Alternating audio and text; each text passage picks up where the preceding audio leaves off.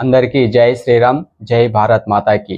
మనం ఈరోజు మాట్లాడుకుంటున్న విషయం స్వాతంత్ర సమరయోధుడు భగత్ సింగ్ గారి గురించి. జై భారత్ మాతాకి అంటూ బగబగమంటే భగత్ సింగ్ బయలుదేరిండు. బ్రిటిష్ వాడి గుండెల్లో దడ పుట్టించేందుకు బయలుదేరిన భగత్ సింగురా. చిన్న వయసులోనే చిచ్చరి పిడుగులాగా విరుచుకుపడ్డ భగత్ సింగురా. బ్రిటిష్ వాళ్ళ మీద బగబగమంటే సూర్యుడిలా విరుచుకుపడ్డాడు. మాత సంఖ్యలు తెంచడానికి తన ప్రాణాలని అర్పించిన భగత్ సింగురా. సూర్యుడు అస్తమించిండు కదనని తెల్లదొరలు తెగ సంబరపడిపోతున్నారు. నీవు లేవని చీకటి అనే భయంలో పడిపోయారే కానీ చంద్రుడి వల్లే భారతీయుల గుండెల్లో వెలుగునిస్తావని బ్రిటిష్ కుక్కలకు తెలియదన్నా. జై భగత్ సింగ్.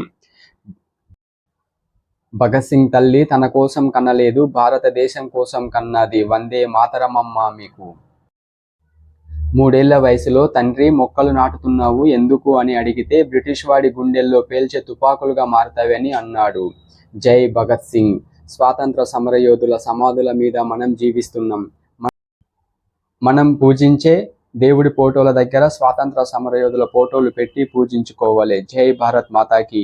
జై హింద్. ఇట్లు మీ Bhimesh Yadav. Subscribe to our channel Balabhimasena 18.